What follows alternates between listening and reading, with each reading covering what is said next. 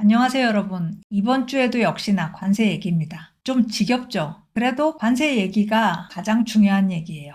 이번 주에는 불확실한 얘기들이 많이 나왔습니다. 트럼프 대통령도 그렇고 재무장관도 그렇고 그냥 말을 툭툭 던졌어요. 그래서 이건 그냥 희망사항 아니냐 이렇게 받아들일 수도 있는데 시장은 거기에 반응을 했습니다. 크게 호응을 했어요. 왜 그랬을까? 돌이켜보면 그래도 긴장이 좀 완화됐구나. 사실에 근거하지 않은 말들을 했는데 그 말들이 다 유화 제스처였다는 거죠. 그래서 이번 주 첨예하게 양국이 대치하는 그런 국면은 아니었다. 그렇다고 해서 상황이 변한 건 아닙니다. 하지만 미국이 유화 제스처를 보였다는 것부터가 긍정적이었죠. 대치 국면보다는 훨씬 나았습니다. 그래서 덕분에 미국 증시 화요일부터 나흘간 연속 상승했어요. 월요일에 주가가 너무 빠졌다는 인식이 확산되면서 장중 반등을 했습니다. 주가가 소위 U자형을 그린 거죠. 그러고 나서 베스트 재무장관이 연설을 했는데 이 연설이 추가 상승을 촉발시켰습니다. 연설의 내용은 한마디로 말하면 미국과 중국의 지금 같은 고관세 대치 상황이 오래 갈 수는 없다. 지탱 불가능하다. 이거였는데 이 얘기를 시장이 어떻게 받아들였느냐. 관세 전쟁 곧 해결이 되겠구나. 이렇게 해석을 한 거예요. 시장은 신이 났죠. 거기에다가 트럼프 대통령이 대중국 관세를 상당폭 인하할 거다. 이런 얘기도 했어요. 더 신났죠. 그리고 중국도 한 걸음 물러나는 것 같이 보였습니다. 자국 소비자들에게 큰 타격을 주는 물품들 중심으로 관세 인하를 검토하겠다. 이런 얘기를 했습니다. 그래서 이번 주에 S&P 500이 6% 상승했어요. 4일간 연속 상승인 거에 비하면 상승폭이 그렇게 큰 건 아니죠. 그래서 아직도 4월 2일을 기준으로 하면 주가가 더 떨어져 있는 상황입니다. 그래도 그 격차가 3% 이하로 줄어들었어요. 하지만 실질적인 상황 변화, 객관적인 변화는 거의 없는 상태입니다. 지난주 상태, 이번 주에도 그대로 유지됐어요. 그렇다면 긴장 완화는 그냥 신기루인가? 근거 없는 기대인가? 이런 의심이 들죠. 금요일 저녁에 한 주 마감하면서 트럼프 대통령이 백악관 집무실에 기자들 모아놓고 이런 얘기를 했습니다. 중국이 확실한 양보를 하지 않는 한 관세 인하는 없을 거다. 갑자기 매파 발언을 한 거예요. 트럼프 대통령이 이런 발언을 주말에 많이 하더라고요. 이번 한 주 동안의 분위기에 콧물을 끼얹는 발언을 또 한 겁니다. 이렇게 되면 일단 걱정이 그겁니다. 중국이 과연 양보할까? 쉽게 안 할 것 같죠. 그런데 지금 트럼프 행정부는 중국 외에 다른 협상국에 대해서는 새로운 협상 틀을 마련해놓고 있다고 합니다. 이걸 발표는 안 했고요. 월스트리트저널한테 넌지시 알려줬어요. 자, 미국은 이 협상 틀을 이용해서 최대한의 성과를 끌어내려는 거잖아요. 그렇다면 여타 협상국들에게는 큰 양보를 요구하면서 중국은 그냥 빠져나가도록 둔다? 이거는 형평성에 맞지 않죠. 다른 나라들이 인정 안 할 겁니다. 불만 터뜨리겠죠. 협상이 지연될 수 있습니다. 그래서 트럼프 대통령이 같은 시간에 기자들한테 이런 얘기를 했어요. 금요일 저녁에.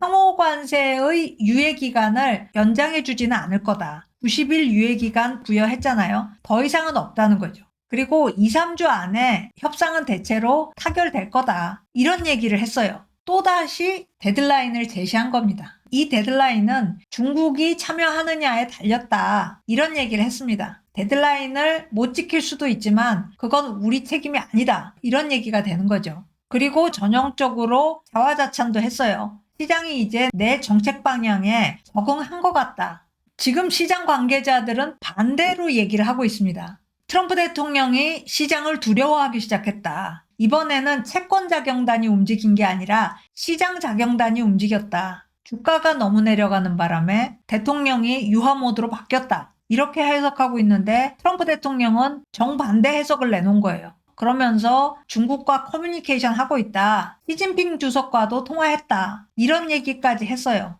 기자가 언제 통화했냐고 물었는데 이 질문은 못 들은 척 했습니다. 다른 얘기로 넘어갔어요. 중국은 공식적으로 어떤 대화도 하지 않고 있다. 이번 주에 이렇게 확인을 했는데 트럼프 대통령은 또 다른 얘기 한 거죠. 자, 좀 전에 말씀드린 협상 틀 얘기를 잠깐 하겠습니다. 그렇게 중요한 얘기는 아니에요. 미국이 지금까지 너무 준비 없이 움직여 왔으니까 그래도 이런 틀을 마련했다. 이 정도로 이해하면 될 것 같아요. 협상 범위는 광범하다. 관세, 국가별 할당제, 비관세 무역 장벽, 디지털 무역, 그리고 원산지 표시 규칙, 경제 안보, 기타 여러 가지 상업적 문제, 이거 다 다루겠다. 그리고 협상에 나가다가 변경해야 될 거 있으면 변경도 하겠다. 이 정도로 얘기를 했습니다. 협상 범위가 크기는 한데 트럼프 대통령도 그렇게 말했지만 방위비는 이번 협상에서 제외한다. 이건 어느 정도 분명해진 것 같아요. 이후에 별도로 협상하겠다. 이런 거죠.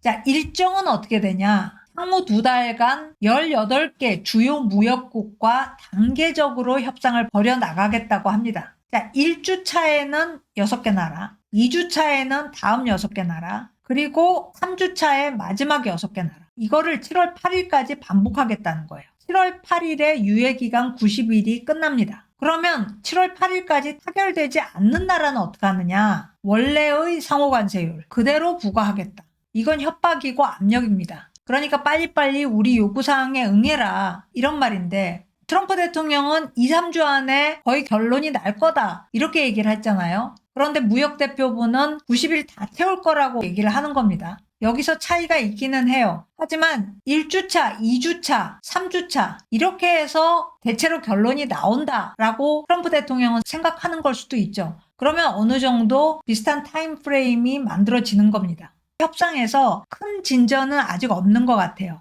가장 진전을 많이 보이고 있는 나라가 인도입니다. 제이디 벤스 부통령이 인도에 직접 가서 모디 수상 만나서 기본적인 타결은 다 했다고 해요. 다른 나라들은 아직도 이 반복 사이클 안에 있는 거죠. 자, 미중 결전에서 중국이 유리하다는 얘기는 지난주에도 나왔어요. 그런데 이번 주에는 또 새로운 증거가 제시됐습니다. 그 중에 한 가지가 홍콩 증시예요. 3주 전에 중국이 미국에 대한 보복 관세 125% 선언했을 때 홍콩 증시는 중국 증시와 완전히 반대로 움직였습니다. 홍콩 증시는 개방된 증시예요. 홍콩 달러도 마찬가지입니다. 그래서 홍콩이나 홍콩 증시가 MSCI 월드에 편입되어 있는 거예요. 선진국들만의 지표입니다. 한국은 들어가고 싶은데 자꾸 멀어지고 있고요. 홍콩 증시가 개방되어 있긴 한데 중국 기업들이 많아요. 그런데 중국이 보복관세 때린 날 그 홍콩 증시가 하루 만에 13% 폭락했습니다. 왜 이렇게 무너졌냐? 중국이 최대 피해자가 될 거라는 판단이 작용했기 때문입니다. 그런데 그날 지나고 보니까 꼭 그렇게 해석할 것만은 아니에요. 따지고 보니까 중국이 지지는 않겠다. 어쩌면 중국이 이길 수도 있다. 상당히 이득 볼 부분들이 있다. 이렇게 생각이 바뀌면서 차근차근 그날 이후 11% 반등을 합니다. 이게 중국의 유리함을 방증하는 거 아니냐. 이런 얘기가 이번 주에 나왔고요. 또 다른 증거가 홍콩 달러의 상승입니다. 미국 달러 대비 홍콩 달러 환율이 4년 내에 최저 기록했어요. 달러같이 떨어진 것도 한몫했지만 홍콩 증시로 해외 펀드가 대거 유입됐습니다. 중국을 낙관적으로 본다는 거죠. 덕분에 홍콩 달러 올라갔다. 이런 얘기가 이번 주에 나왔어요. 자, 이번 주에 미국 주식시장 상승하긴 했지만 널뛰기 장세는 한동안 계속 될 것 같아요. 왜냐하면 트럼프 대통령이 예측 불가능하고요. 굉장히 즉흥적으로 말을 쏟아냅니다. 이런 인물은 피하겠다. 이게 중국의 입장이에요. 거기다가 미국이 일방적으로 관세율을 부과했다. 그래놓고 협상을 요구하는 것은 상대한테 대단히 무례한 거다. 그래서 협상 요구를 거절하는 게 맞다. 이런 입장도 가지고 있어요. 그러니까 빠른 시일 내에 중국이 협상에 임할 걸 기대하기는 어렵다는 거죠. 자, 미국 주식시장 널뛰기 장세 이랬습니다. 대단하죠. 여기가 이번 주 월요일입니다. U자 반등했어요. 상승한 건 좋은데 이런 널뛰기 시장을 벗어나지는 못할 것 같다. 중국이 나긋나긋하게 나오지 않을 거기 때문에 이런 말이죠. 자, 그렇다면 관세는 도대체 어디로 갈까? 이걸 예상하기가 쉽지 않습니다. 오리무중이에요. 이 관세 전쟁 시작될 때만 해도 시장 참여자들은 좀 예상을 하고 있었어요. 청사진을 다 읽었기 때문이에요. 작년 11월에 발간된 이겁니다. 글로벌 무역 체계 변경을 위한 사용자 가이드. 이게 청사진인 줄 알았어요. 트럼프 대통령이 이 논문을 워낙 좋아해서 저자인 스티븐 미란을 대통령 경제자문위원회 위원장으로 앉혔습니다. 그러니까 더욱더 사람들은 이런 식으로 가겠구나 이렇게 예상을 했던 거죠. 이 논문이 거의 40페이지짜리인데 월스트리트 전략가, 분석가들은 대충 읽었을 거예요. 자세히 읽지는 않았다 해도 핵심은 살펴봤을 겁니다. 엄청나게 야심찬 얘기를 하고 있어요. 세계 무역 체제를 완전히 재편하겠다 이런 얘기인데, 그런데 이 논문이 과감하지는 않아요. 반면 트럼프 대통령은 과감하게 나간 거죠. 여기서 삐끗했다 이런 얘기가 나왔습니다. 자, 스티븐 미란이 뭐라 그랬냐? 미국은 중국을 치킨 게임에서 이길 수 있다. 그런데 실제 과정은 많이 달랐어요. 미란은 매월 2%씩 관세 인상하자. 연준이 그러는 것처럼 예상 가이던스를 제시하자. 그러면 상대 국가들이 압박을 받을 거다. 그러면서 항복해 올 거다. 중국의 경우 보복 조치하게 하면 안 된다. 중국의 보복 조치를 사전에 예방하는 것이 중요하다. 그런데 매월 2% 관세 인상이 아니라 처음부터 36% 때리면서 중국이 보복하게 만들어줬죠. 미란은 또 이렇게 주장을 해요. 혹여 중국이 보복을 감행하더라도 미국은 이길 수 있다. 왜냐하면 미국은 전 세계 소비 수요의 원천이기 때문에 중국보다 견뎌내기 쉽다. 중국은 소비가 약해서 믿을 거는 수출밖에 없지 않느냐. 수출 못하면 경제가 못 견딘다. 이런 주장을 했습니다. 그런데 지금 보니까 우리가 아직은 잘 몰라요. 중국의 고통이 미국보다 지금 더 클지도 몰라요. 그런데 고통은 중국이 더 크더라도 미국의 고통이 더 작더라도 이 작은 고통을 감내한다는 게 미국한테는 더 어렵다. 중국이 더 큰 고통을 감내해낼 가능성이 오히려 더 크다. 지금 이렇게 보이기도 해요.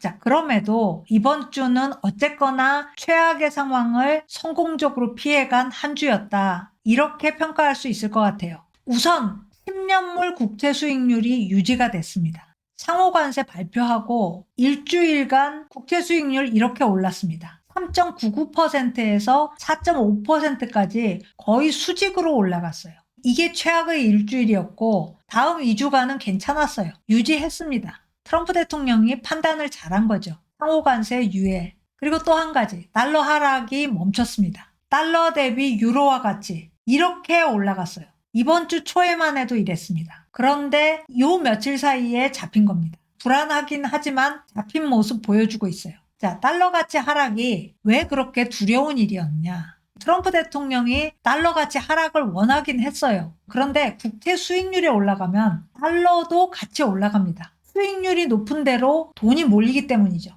그런데 수익률이 이렇게 올라가는데도 달러가 하락하는 것은 미국을 더 이상 신뢰하지 않기 때문이다.